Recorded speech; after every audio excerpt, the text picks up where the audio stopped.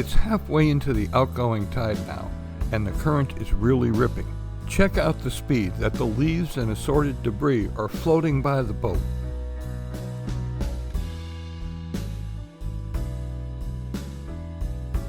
As usual, I have my Minn Kota Terrova on spot lock, so my boat is holding in pretty much a stationary position. When you're fishing a jig or a soft plastic rigged on a jig head in heavy current, it's always best to let the current work the bait in a natural motion rather than ignoring the current, or worse yet, fighting it.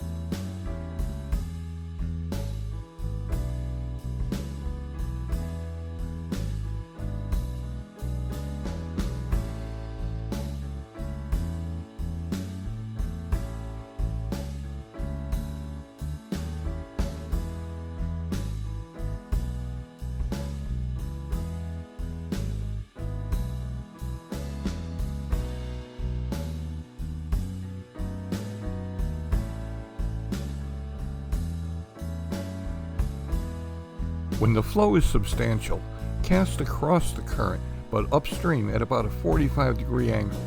The line diameter, jig head weight, and the size of your soft plastic lure will all affect how quickly it sinks in relation to how fast it drifts with the current. You want the lure to spend as much of the swing as possible at or just above the depth that the fish are holding. Sometimes that means bumping the bottom.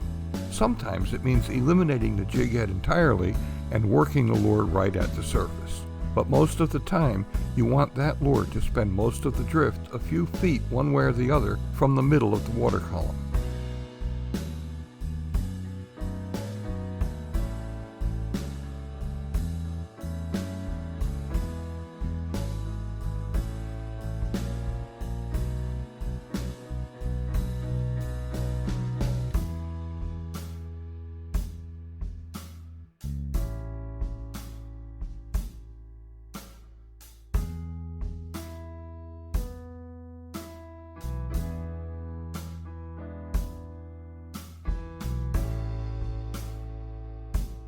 In this video, I'm fishing a 9 to 12 foot deep flat, and with my 15-pound test braid and 3/8 ounce jig head, the 5 3/4 inch bait rarely gets right down to the bottom.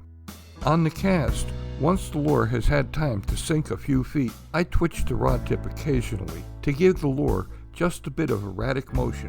But mostly, in the first part of the swing, I try to reel just fast enough to keep most of the slack out the line as it drifts downstream towards me.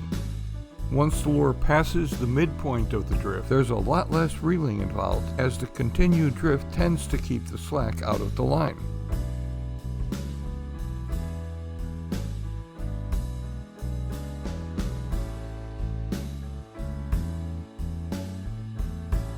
When the lure reaches the end of the drift, water resistance on the line will start to lift it toward the surface as it hangs in the current. Don't be in too much of a hurry to reel it back in. The change in action as the sinking, drifting lure stops moving downriver and appears to struggle a bit to maintain its position is frequently an effective strike trigger.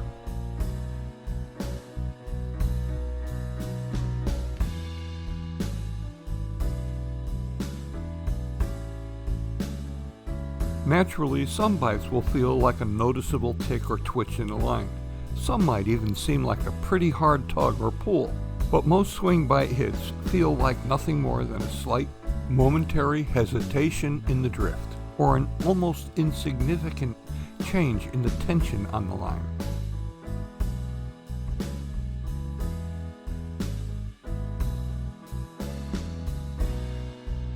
The best hook setting advice I can give you is when anything feels or seems different, no matter how slight, swing.